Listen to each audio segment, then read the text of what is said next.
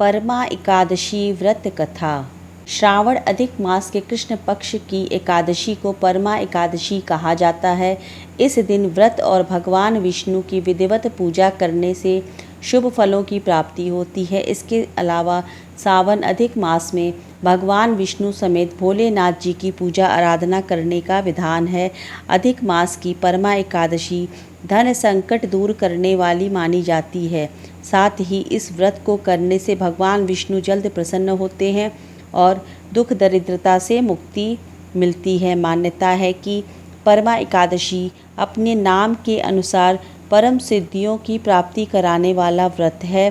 शास्त्रों के अनुसार जब इस व्रत को यक्षों के स्वामी कुबेर जी ने किया था तो भगवान शंकर ने प्रसन्न होकर उन्हें धनाध्यक्ष बना दिया था।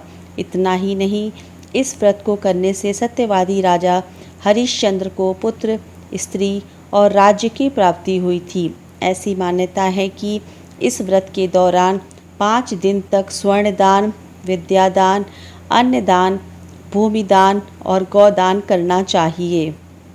ऐसा करने से व्यक्ति को माता लक्ष्मी का आशीर्वाद प्राप्त होता है, उसे धन धान्य की कोई कमी नहीं होती है।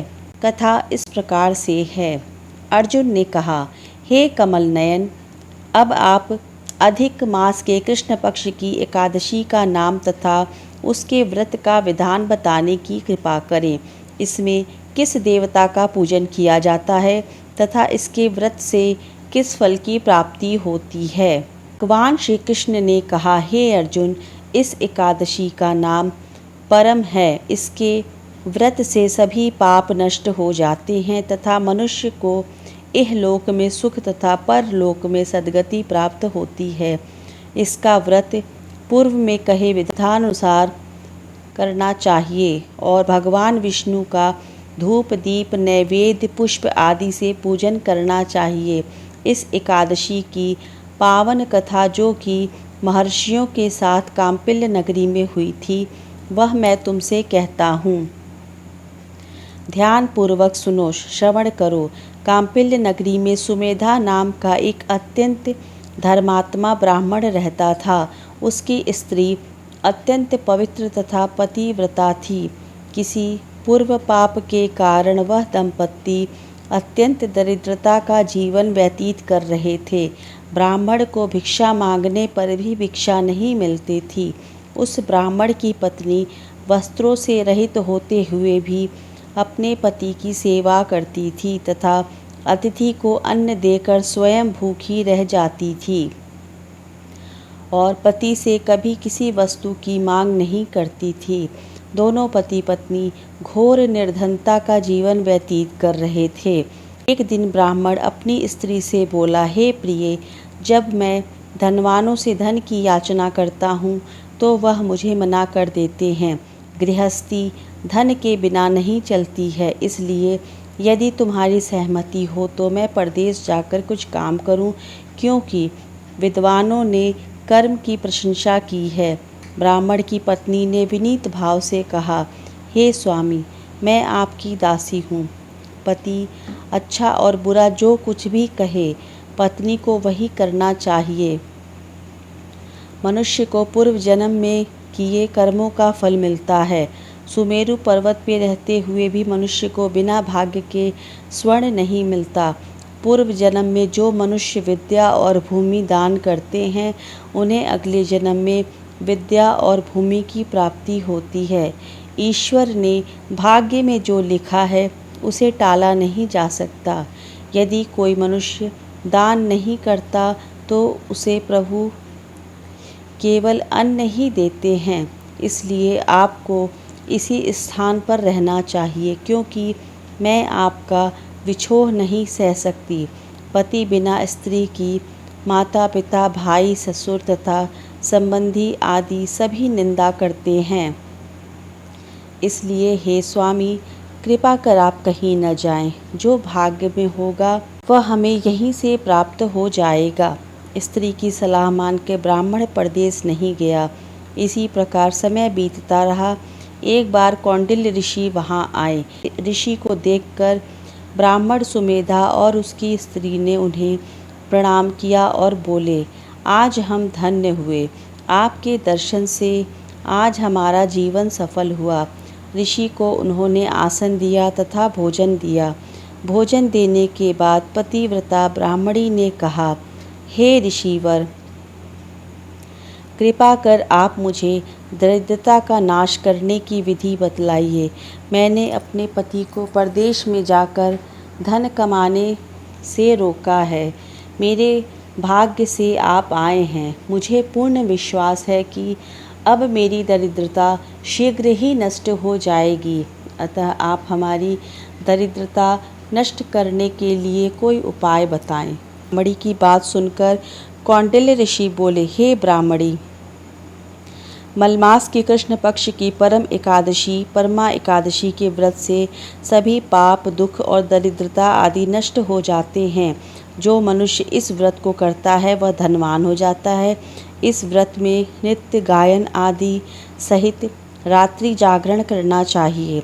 भगवान शंकर ने कुबेर जी को इसी व्रत के करने से धनाध्यक्ष बना दिया था।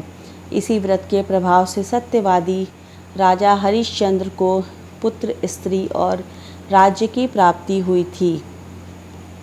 तदुपरांत कौंडिल्य ऋषि ने उन्हें एकादशी के व्रत का समस्त विधान कह सुनाया। ऋषि ने कहा, हे ब्राह्मणी, पंचरात्रि व्रत इससे भी ज़्यादा उत्तम है।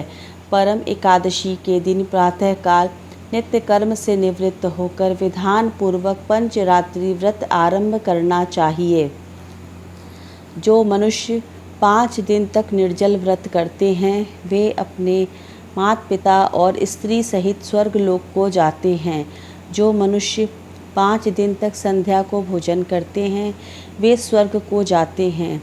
जो मनुष्य स्नान करके 5 दिन तक ब्राह्मणों को भोजन कराते हैं वे समस्त संसार को भोजन कराने का फल पाते हैं।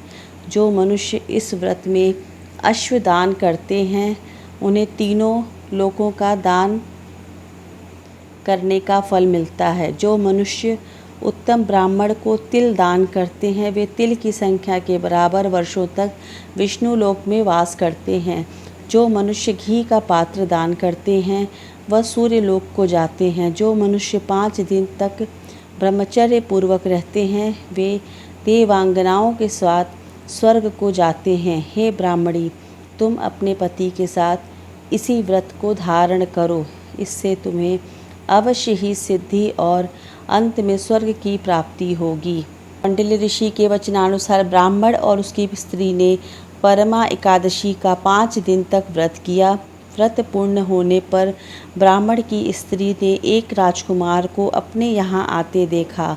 राजकुमार ने ब्रह्मा जी की प्रेरणा से एक उत्तम घर जो कि सब वस्तुओं से परिपूर्ण था उन्हें रहने के लिए दिया। तदुपरांत राजकुमार ने आजीविका के लिए एक गांव दिया। इस प्रकार ब्राह्मण और उसकी स्त्री इस व्रत के प्रभाव से इहलोक में अनंत सुख भोग कर अंत में स्वर्ग लोक को गए। भगवान श्री कृष्ण ने कहा, हे अर्जुन, जो मनुष्य परमा एकादशी का व्रत करता है उसे सभी तीर्थों व यज्ञों आदि का फल प्राप्त होता है। जिस प्रकार संसार में 2 पैरों वाले ब्राह्मण, 4 पैरों वाले गौ, देवताओं में देवेंद्र श्रेष्ठ हैं, उसी प्रकार मासों में अधिक मास उत्तम है। इस माह में पंचरात्रि अत्यंत पुण्य देने वाली होती है। इस माह में पद्मिनी और परमा एकादशी भी श्रेष्ठ है। इनके व्रत से सभी पाप नष्ट हो जाते हैं। अतः दरिद्र मनुष्य को यह व्रत ज़रूर करना चाहिए। जो मनुष्य अधिक मास में स्नान तथा एकादशी व्रत नहीं करते हैं उन्हें आत्महत्या करने का पाप लगता है। यह मनुष्य योनि बड़े पुण्यों से मिलती है, इसलिए मनुष्य को एकादशी का व्रत अवश्य करना चाहिए। हे कुंती पुत्र अर्जुन, जो तुमने पूछा था वह मैंने विस्तार पूर्वक बतला दिया। अब इन व्रतों को भक्ति पूर्वक करो। जो मनुष्य अधिक मास की परमा एकादशी का व्रत करते हैं वे स्वर्ग लोक में जाकर देवराज इंद्र के समान सुखों को भोग करते हुए तीनों लोकों में पूजनीय होते हैं। इस कथा का सार क्या है? ब्राह्मणों, ऋषि मुनियों व सज्जन पुरुषों का आदर करने वाले मनुष्यों पर प्रभु अवश्य ही कृपा करते हैं।